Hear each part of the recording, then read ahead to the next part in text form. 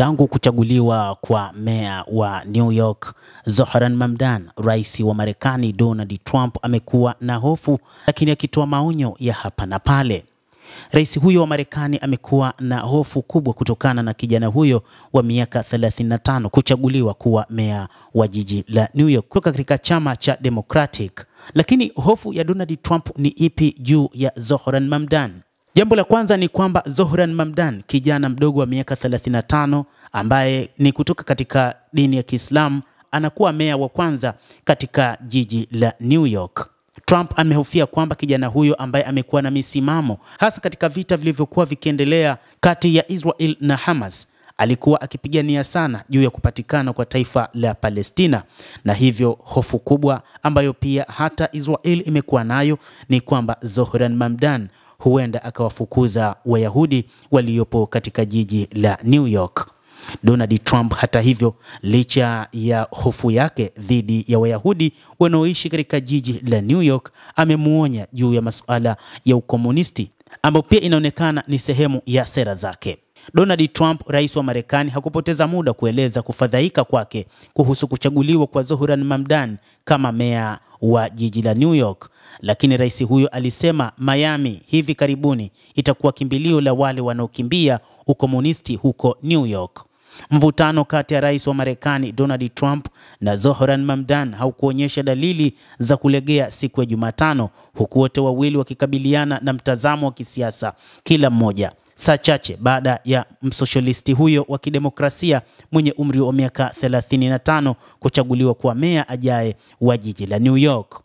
Donald Trump: kwa kuwa najua unatazama, nina maneno manne kwako, ongeza sauti. Mamdani kutoka chama cha Democratic alimwambia rais wa Marekani Donald Trump wakati akiwa katika jukwaa la ushindi wa Brooklyn.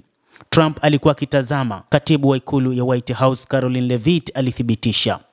Trump alizaliwa New York mwaka 1946 na Mamdani alisema ikiwa mtu yeyote anaweza kuonyesha taifa lililosalitiwa na Donald Trump jinsi ya kumshinda, ni jiji ambalo lilimzaa. Mamdani ameweka historia kama meya wa kwanza Muislamu katika jiji hilo la New York. Trump amesema Marekani imepoteza utawala katika eneo hilo la New York baada ya Mamdani kushinda siku ya Jumatano, ambapo alimrejelea Mamdani mara kwa mara alipokuwa akizungumza kwenye mkutano na wafanyabiashara huko Miami. Trump alisema Marekani imepoteza utawala kufuatia ushindi wa Mamdani katika uchaguzi. Rais huyo amesema hivi karibuni Miami itakuwa ni kimbilio kwa wale wanaomkimbia Mamdani huko New York, kijana wa kikomunisti. Uamuzi unaokabili wa Marekani wote hauwezi kuwa wazi zaidi. Tunachagua kati ya ukomunisti na akili ya kawaida, alisema, huku akiongeza kwamba wanademokrasia walitoa ndoto ya kiuchumi na sera zake zitatoa muujiza wa kiuchumi.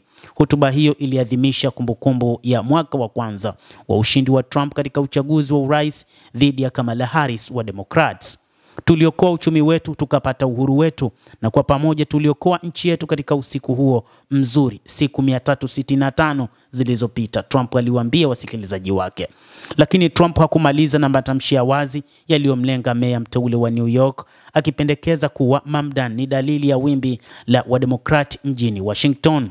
Mkiwa mnataka kuona kile ambacho wademokrati wanapenda kufanya kwa Amerika, angalia tu matokeo ya uchaguzi wa jana huko New York, ambako chama chao kilimweka mkomunisti kama meya wa jiji kubwa zaidi katika taifa, Trump alisema.